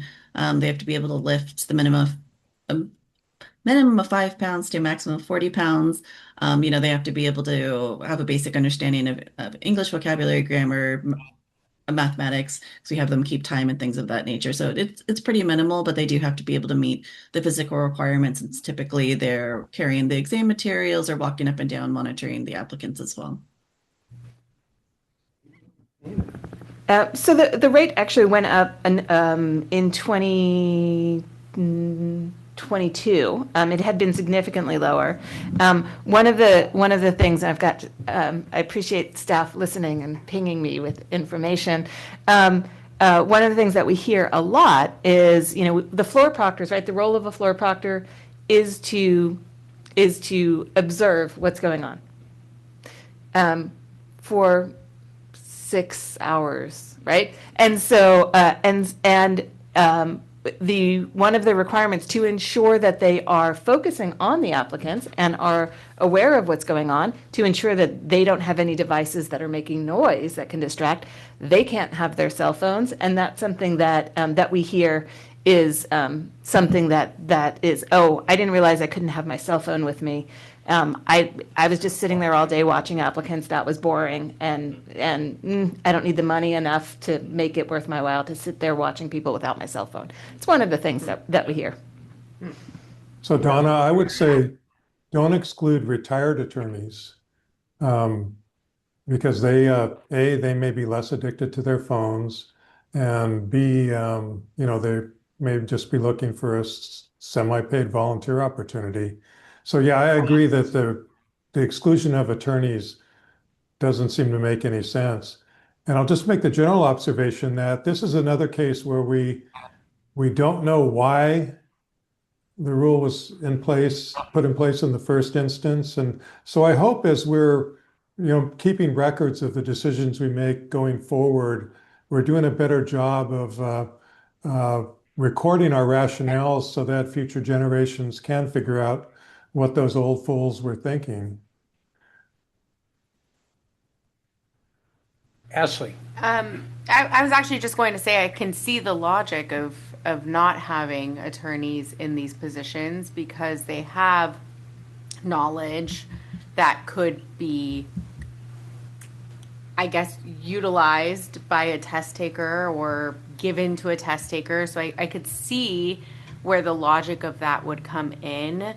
And I think that would also maybe open up I don't exactly know what the application process looks like currently, but I would imagine that there would have to be a more enhanced screening for conflicts about whether or not those attorneys know, people taking that exam as a mentee or some other relation to the law school that they went to or whatever it might be. I could see that being a concern more so than just your average, person that we get for these proctor positions. So that's part of the debate that we've been having internally. And so I'd say first, there's, other than through the mentee relationship, really, I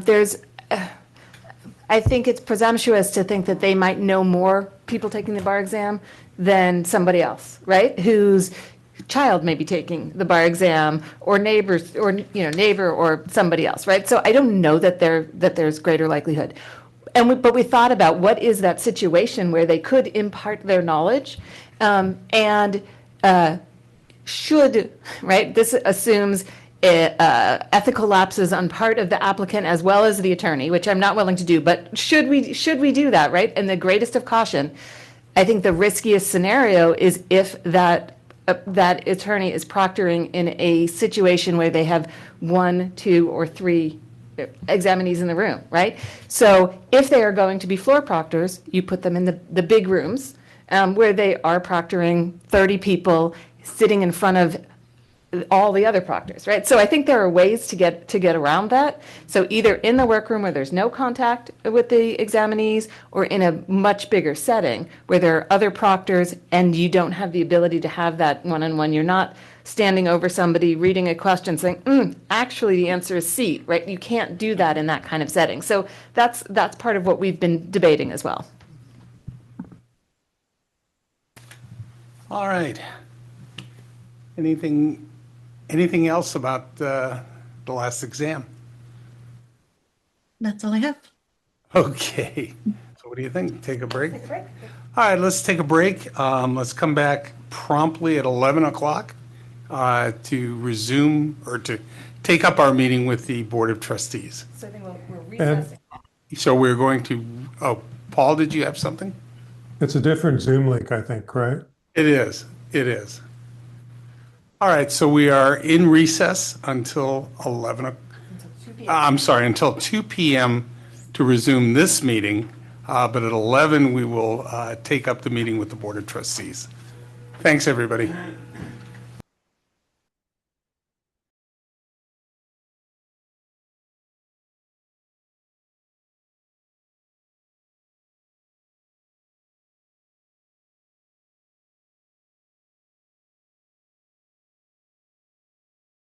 Committee of Bar Examiners meeting.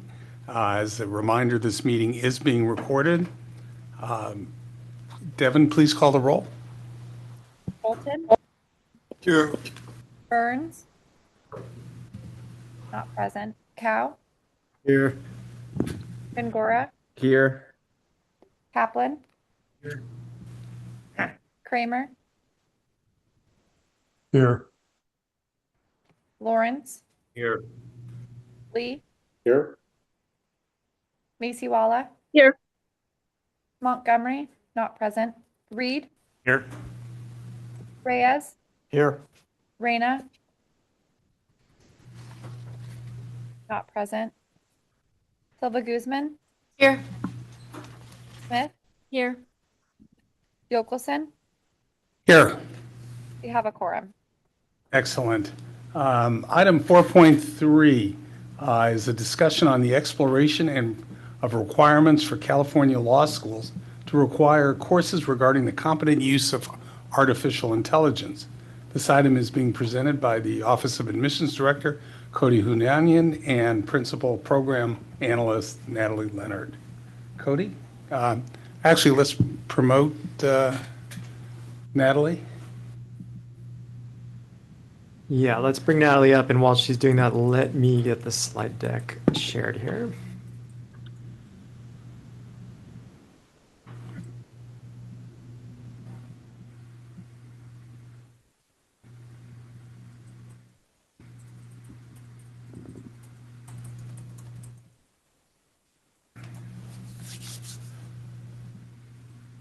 Okay, I think, Natalie, I believe I see you in our... There's Natalie.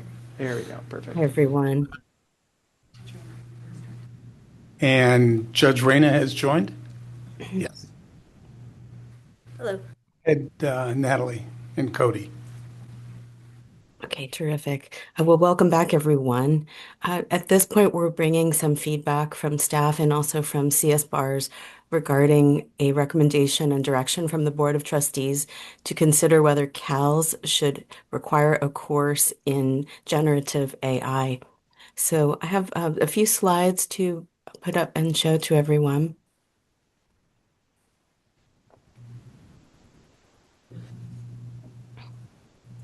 Okay. Thank you. So the posture of this item today is a discussion item. You won't be asked to take a specific action or recommendation. This will come back in the future. But to begin with the end in mind, CSBARS has recommended, and staff also endorses, some potential rules changes to be considered along with the rules revisions that will take place for unaccredited rules later this year and accredited rules in 2027. Their recommendation is a little bit more expansive than a specific course, and we'll talk a little bit about what's suggested here in the presentation. So let's start with how we got here. Back in November 2023, the board took a look at generative AI in general and adopted some practical guidance that is still in place today for California attorneys. The field was very new at that time. It was changing a lot as it continues to do, but was also much newer. And there was not really much of an example of use case at that time. The Board of Trustees suggested to the CBE that you consider whether or not a course should be required for CALS. So in October 2024, you asked the CBE to ask staff to develop a guidance document, not specific rule or guidelines amendments, due to the rapidly changing space, and CSBARS and schools very much were in alignment on that same thinking at that early point in October 2024. In the meantime, staff and CSBARS as well continued to look at the development of the field and found it to be even much faster than anyone expected, despite the fast development that people thought would happen in the first place. So as CSBARS got ready to draft guidance and finalize that, they felt more ready to make a more formal recommendation related to how coursework could look. And that's what brings us here. In January, the CBE work plan included exploring course requirements for law schools and considering AI in law school in the law school rules reviews that we talked about. So let's go to the next slide. I think that what you'll see in the next few slides regarding the findings from a survey of law school deans, these are California unaccredited and also accredited deans. This is part of the promise of the new work plan that Cody talked about earlier that's being adopted. Because they were very clear on the timeline and very clear on your needs and directions from the CBE, they're able to bring you not only their conversation, but quite a bit of rich data to think about to inform this conversation. So let's go to the next slide. The survey was administered from February 20th to March 8th. We had very good response. About 3/4 of the schools overall, about 3/4 of CALs, and more than half of unaccredited law schools responded to this survey. Next slide. Generally, what we were asking about was thoughts about what schools were doing with AI, what regulation was appropriate, and how AI education should be implemented in law schools at this time. So 89% of law schools agreed easily that law students should be trained on the competent use of technology and artificial intelligence. 45% agreed that the state bar should require courses. Now, this doesn't mean that they think there shouldn't be coursework, but they had some reservations about a specific course. And you can see on the color palette here, strongly agree is left-hand side, the blue color, strongly disagree on the right-hand side, maroon color. So overall, you see nearly all schools wanting to have this information, and many schools already taking action in the absence of regulation. More than half believe that they have a good program in place on their own, but they are still open to regulation. Let's go to the next slide. Here we ask them to rank their preferences and broke it out between CALs, accredited and also unaccredited. Overall, what they most were interested in was making a requirement in the area of practical skills training. I'm sure you would recall that accredited schools are required to offer 6 hours of practical skills training credit hours and an opportunity to take up to 15. Unaccredited schools are required to have at least 6 hours in their curriculum as well. And most schools felt that this is the appropriate place, but that in addition, potentially, that this should also be incorporated into the professional responsibility course. This makes sense when you think about the fact that the only specific course currently mentioned in the rules is professional responsibility. So adding another specific course, especially in an area of technology that's changing, would be quite a departure from what you've done before. Let's go to the next slide.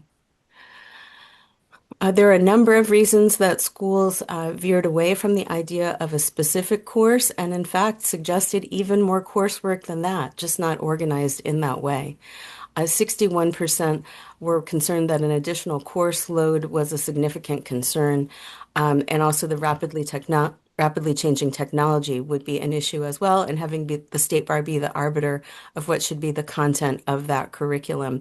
They like the ability to make choices and to somewhat communicate that clearly to the market and let the market decide. And you'll see a few narrative examples a little bit later about what that means. But I do appreciate that the way that the schools are looking at this is that they're prioritizing this against the backdrop of the bar exam discussions you're having, wanting to be agile as to any changes that are required based on the ultimate format of the bar exam in 2028, and being able to have flexibility to incorporate this requirement. I also appreciate that they're not only thinking about preparing their students, but also their faculty. They are doing so and also see opportunity in that area. Next slide. Cutting the data another way between CALs and unaccredited schools. Not surprisingly, many CALs, though they don't support a requirement for a course, in fact do offer a course. But this is in alignment with the way that they teach. Generally, the CALs programs are likely to be larger and have more elective options, so they would have more space in the curriculum for a specific artificial intelligence option. When they do have a course, we find that they generally still are embedding throughout the technology and support that flexible competency training requirement rather than a specific course. And if you go further down the slide, no one is interested in non-credit courses in these areas. They do want students to get credit for their work, but they like these different possibilities for embedding the technology. Only a couple of schools are saying right now, my law school is not engaged in any of these activities. And that's really more from a traditional standpoint from what we see.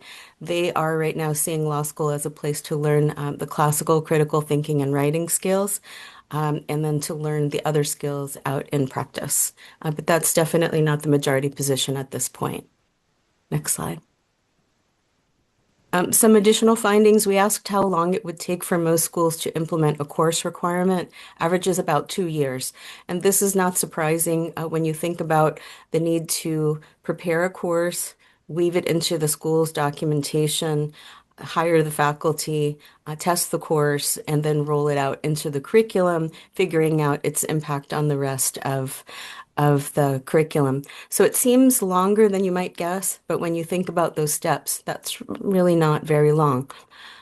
We actually think the competency training requirement where threads are embedded into current classes can happen faster, and you see it happening very quickly right now. 33% of faculty of schools are already training their faculty. This is wonderful to see.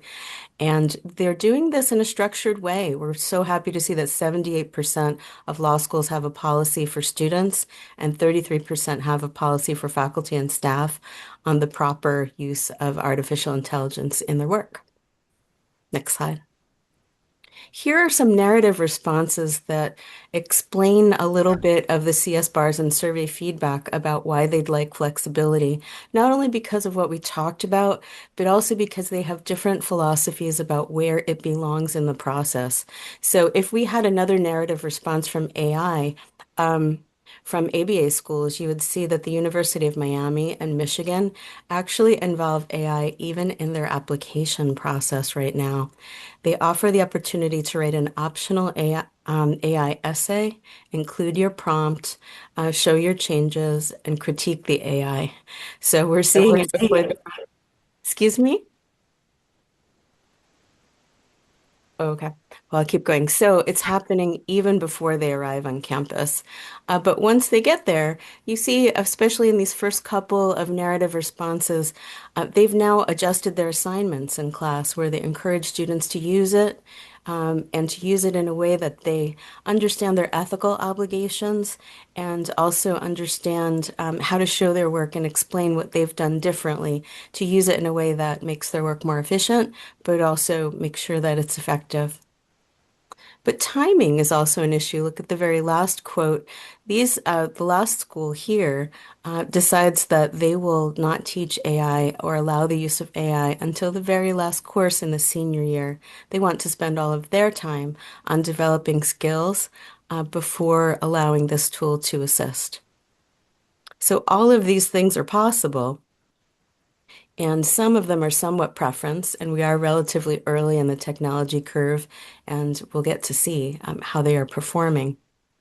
So all of this coalesces into the following suggested rule changes for you to think about and consider and discuss this time, potentially placed into the rules hopper for the future. So CSBARS considered two options and decided that they wanted to recommend them both to you. The first one is changing the practice-based skills requirement, as I mentioned. So the black text is the rule as it exists right now. The new text is in red, suggesting that the competency training shall include the competent use, capabilities, and limitations of technology and artificial intelligence. Now, why do we add that word technology? Two purposes. The technology will continue to evolve. Maybe the name will not just be artificial intelligence. Maybe it will expand beyond beyond that. But this also ties to attorneys' continuing duty to understand technology and to have an MCLE requirement in the area. So it telegraphs very early, while they are still students, the ethical obligations they'll have once they are in practice. For the accredited rules, you see here that change would go into 4.160D, which is the licensure and preparation for civil practice section. Next slide is the same change, but for unaccredited law schools, there that would be Rule 4.240 and its companion guideline 5.12 on practical skills, adding similar wording. Next piece looks at professional responsibility. So here under accredited rules, that same section on licensure and preparation for practice, just indicating that the professional responsibility course will address AI. Now, what's the difference? Why have them both? And this was an actual discussion that they conducted yesterday. It's the difference between understanding the framework in which you practice. That's this part here. What is the theory? And then actually learning how to use it in practice. That's the practical skills training, option 1. So they saw both as important elements for students to consider while they are in their JD programs. Next slide will show the same rules change that relates to the unaccredited law school rules. Same sort of thing, similar wording. So these changes track in parallel across.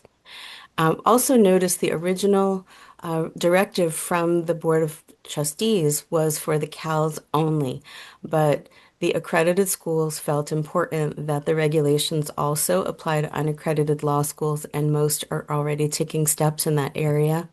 I'd like to thank Dean Hunt from the California School of Law and Dean Marshall from the University of Laverne Law School, who helped to inform this presentation, one from unaccredited and one from accredited, to bring together some of these questions and some of these recommendations to you. So what happens now? Let's go to the next slide. The good news is that these course requirements align with professional requirements in the way that we talked about.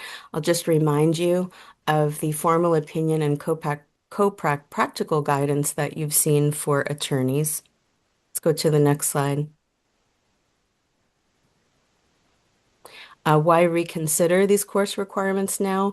Much as I said at the beginning, though you had a plan at the beginning, the technology moved very, very quickly.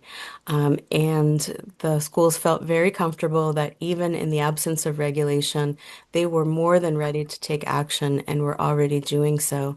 And they found it important.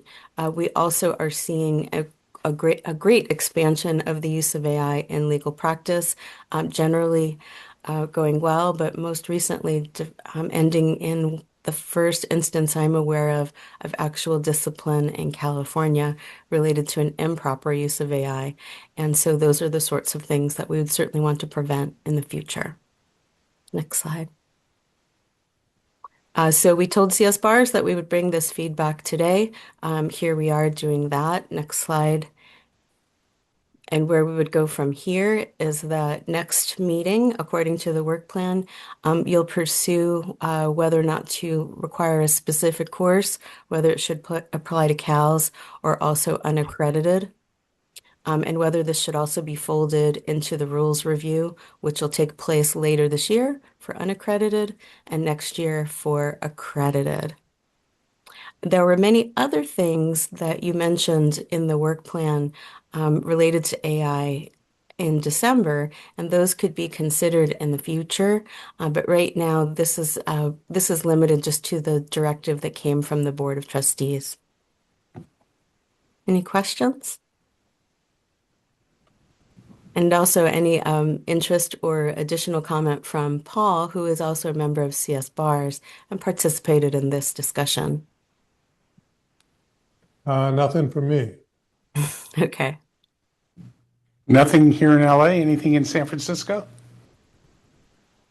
Seeing none. Natalie, thank you so much. It was very informative.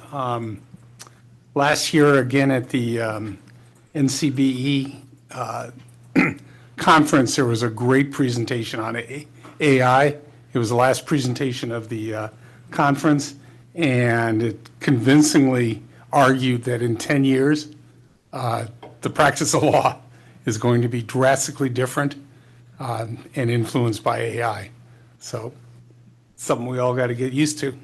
Thank you. So thank you. Thank you. All right, moving on. I think that ends our open agenda for today. So let's go into closed session. At this time, the committee will move to closed session pursuant to Business and Professions Code Section 6026.7 C3 and 4, and Government Code Section 11126C1 and E2A1. So at this time, please log off and use the link that was previously sent to you for closed session. Thank you.